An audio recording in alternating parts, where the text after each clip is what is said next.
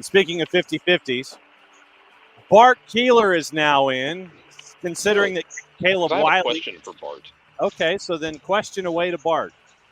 I'm going to drag you right into reffing down here. This is not like a me yelling about the refs thing.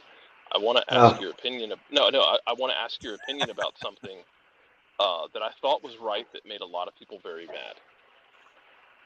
At the end of that game, Tristan Million-Baugh subbed out.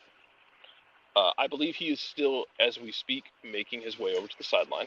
Mm-hmm. Yes. And they held the sub because he took longer than 10 seconds. I know people were very mad about this. Rob about busted a blood vessel on the sideline. People were booing.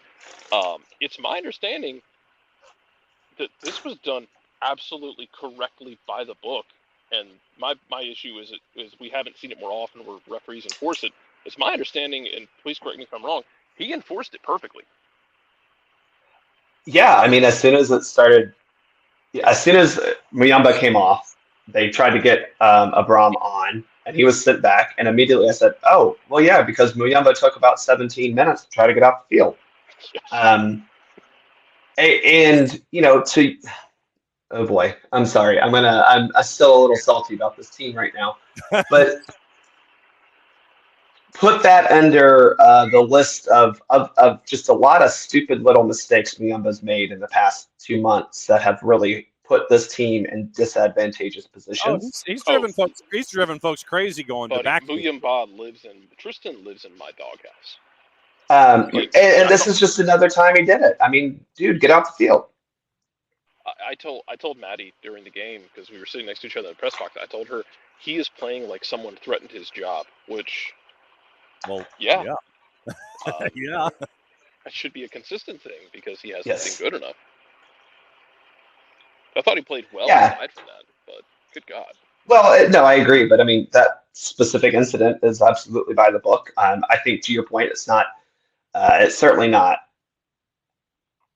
something we see consistently applied or called. Similar to Brad getting a yellow card for delay when how many times do we see goalkeepers come into Mercedes-Benz Stadium and the first goal kick they takes about 17 minutes. That is I mean, look, to Brad's credit, like he knew what he was doing. He took that yellow card gleefully. But I mean, I think inconsistent application is allowed to be annoyed, but it was the correct thing to do in most circumstances. All right, so now that we brought up Brad and Ish housing and all of this, please explain, because I know that fans yell at this the entire time about keepers, Ish housing, and delaying and all of this. When it comes to entering the ball back into play, what's the time frame that they are supposed to, and I'm putting those words in quotes, supposed to bring the ball back in play? You can only hang on to it for how long? You've got to reintroduce it after how long? Well, it used to be 6 seconds, as we all think we know, when the ball was in their hands. Then it became 8. And really, this is something that outside of the 2012 Olympic semifinal, you don't usually see this happen because. I was going to ask you about that. Because it is something that, like, as a referee, you just tell the goalkeeper, hey, play. But it's very hard to police because you don't want to penalize the goalkeeper for actively trying to play soccer. Because a lot of times the goalkeeper will be running around his box or looking around to see if he has an option. Well, that could take 2 to 5 seconds, and then, that player wasn't on, and so now I have to bring it back, and now I'm looking for another player to roll it to or kick it to. So it is hard to fully understand the goalkeeper's intentions. I think most referees understand well enough in the game when a goalkeeper is delaying just wasting time by keeping the ball in their hands versus actually trying to play soccer. But when it is in their hands, you supposedly have an 8-second time limit. Now, usually for me, I don't start counting until people have cleared away from the goalkeeper, because that's the other thing is, well, if the goalkeeper's got the ball in their hands, but there's 7 opponents around them. Well, that's not fair to start counting for them either, But usually you want to say, okay, has the play cleared, and are they within a reasonable ability to start playing soccer again?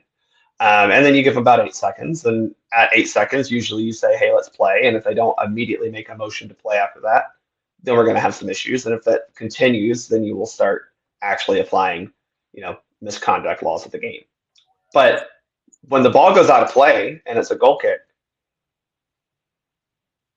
no one's then under any obligation to be in a hurry to get back into play. And I think this is something that a lot of people don't understand. I mean, people get mad. Oh, well, they're walking to get the ball. Okay, well, there's nothing in the laws of the game that say you must sprint to go get a ball to restart play. There's nothing in there.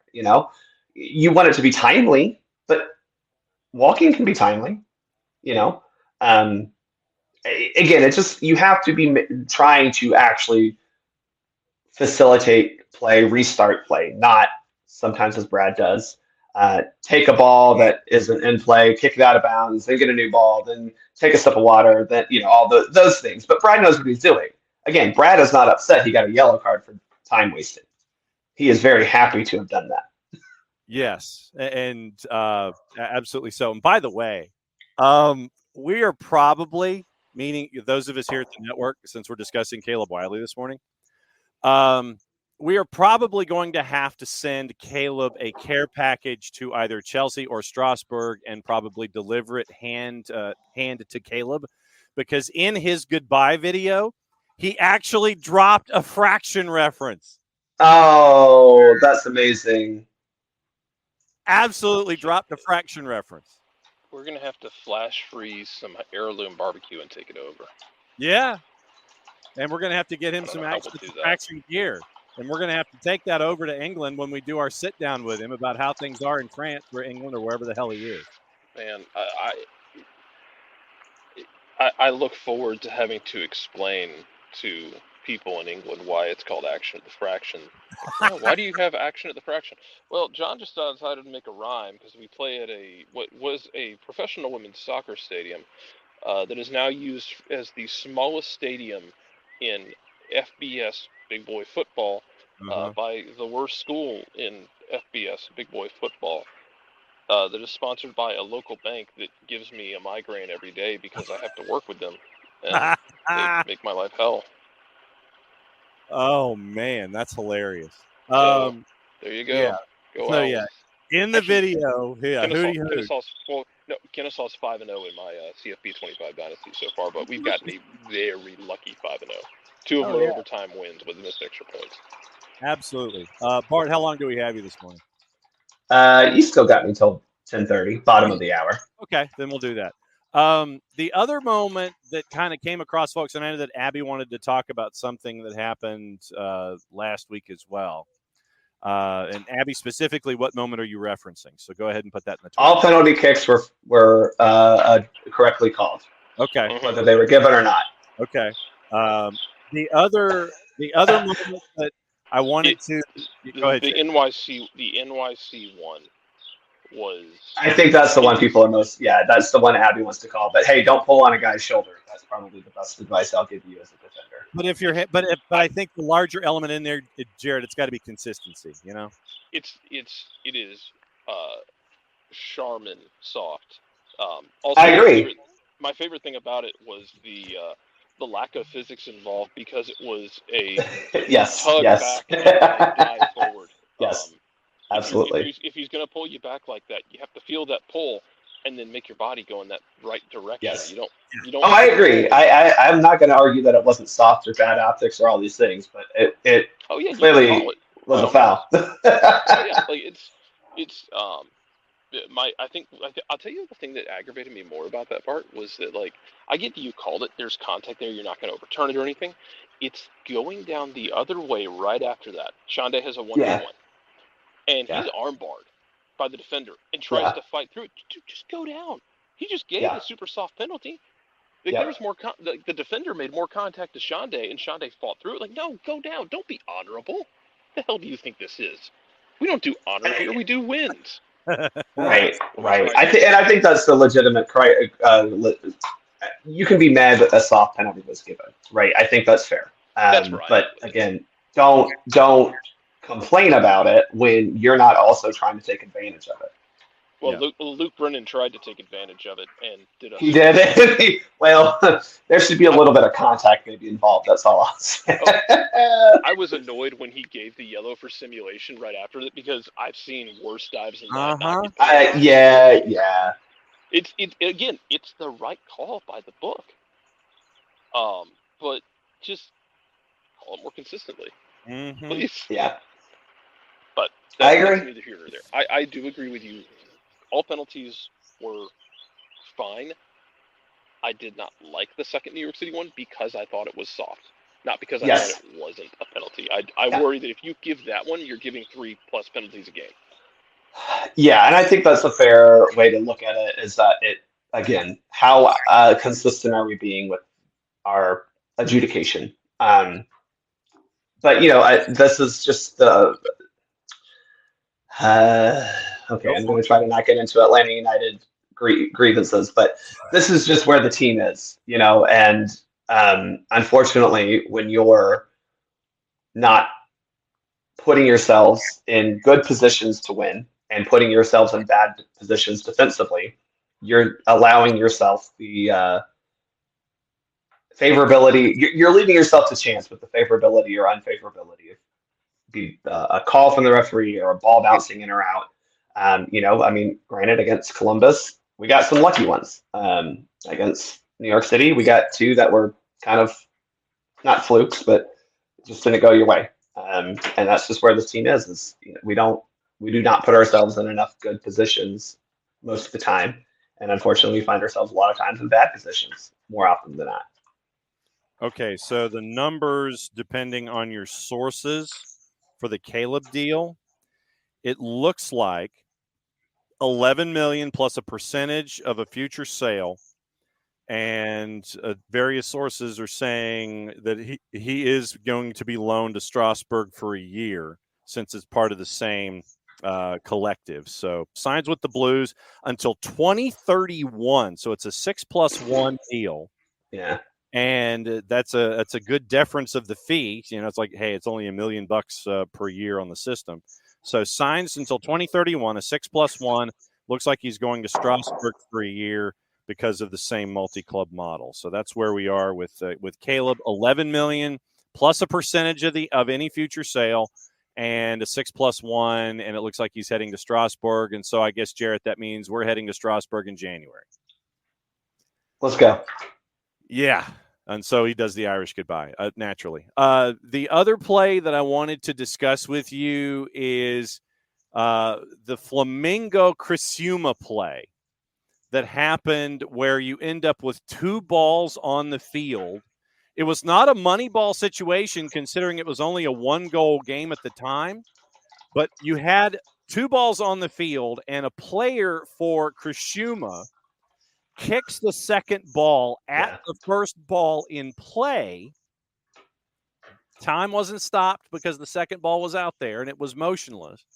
Game is still going on. Flamengo's on offense. So the player from Criciúma takes the stationary second ball, which was laying inside the 18, kicks it at the first ball, which was still being active in an attack by Flamengo. And then you end up with chaos. What the hell happened there? I'm still figuring it out because this is, it's funny because we do talk about these in our referee training courses, but, it's one of those where there's no, this is something you never expect to see. Let's just put it that way. Yeah. And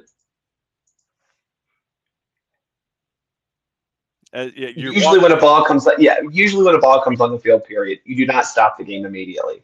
However, we tend to do that when there is a ball that could possibly interfere with play, right? Yes. The problem here is you've got a team making a very clear attacking attempt toward a ball that is inside the penalty area where they're trying to attack, which is the most dangerous area on the field. So you do not want to necessarily stop play. You're allowing the attacking team to have that advantage because you see that they're in a very clearly advantageous position. I didn't see what the actual result of the referee's ruling was because this was only on Twitter. So Play. and I've been So apparently, play doesn't stop for a second ball, and if a player kicks no. the ball at a match ball, it's a direct free kick. Yes, Inside the area, it's a penalty. that is supposed to be that is the correct here. Was that what the referee actually gave? Yeah. So Okay, cool. Yes. Okay, then we got it right. We did get it right. And this is yeah. I mean that's the because the player used the outside agent. yeah. Right now, had the attacking player just ran into the ball, then we would have had a whole different series of restarts. But no, the defending player used the outside agent to interfere with play, stopping a promise, or at that point it's dog, so maybe stopping a promising attack. But regardless, it's a direct free kick.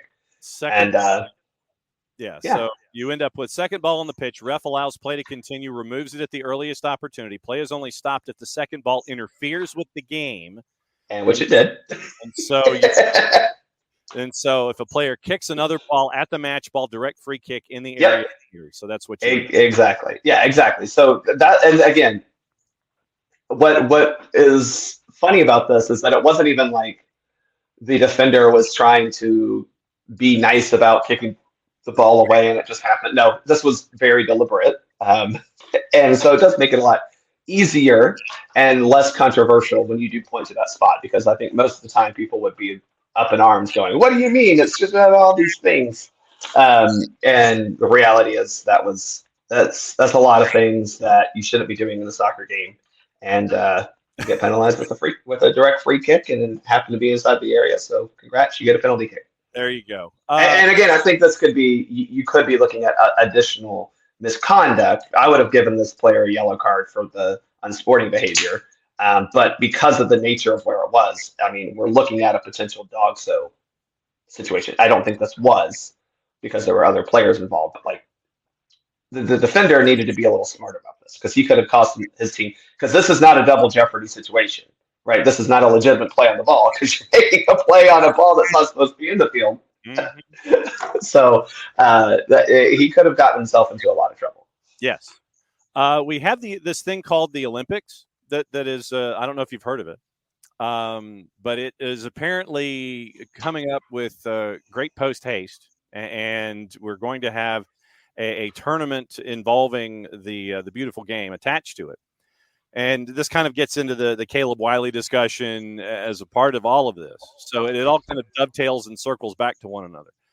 When you look at this roster that is being put forth by the United States in this tournament, what is your anticipation for the tournament when it comes to the U.S. and what you're looking at for there when it comes to an expectation? What are you staring at when it comes to the five-ring circus? Well, I think it's fair to say that this roster is probably not the best roster we could have put together. However, I think you and I always know that that's unlikely to happen when you're trying to basically get these players, convince them to play hooky, and allow their clubs to go, yeah, that's fine.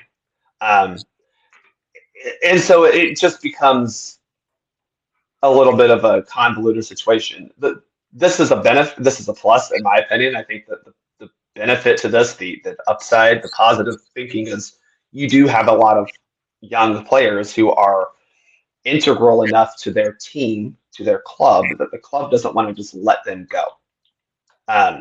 So, I'm sure that while Atlanta United sees the value of allowing Caleb Wiley to attend the Olympics, obviously it just resulted in a very nice payday for the club. Yeah. A lot of clubs, Chicago, do not like the idea of their young player. Well, actually, I don't know what Chicago's thought process is, because I don't think any of us do it. Bring Frank Lopez back for a third time. They don't know. But the point is, I think the positive is you have a lot of under 23 players that are at positions in their career where the Olympics is not a good idea for them, because they are so valuable to good clubs. I'm looking at guys like Ricardo Pepi and Malik Tillman, guys like even Gio Reyna, who are eligible, but there's no way in hell their clubs are allowing them to come, because they are too important on clubs that matter too much. And that's a positive, right? So you look at that, and you have to then play the game of, well, will the club release them? Is it even fair to ask about that? All these things, and you get a roster that I think should be able to get out of the group. And if you do that, you've accomplished, I think, a pretty good goal at the Olympics.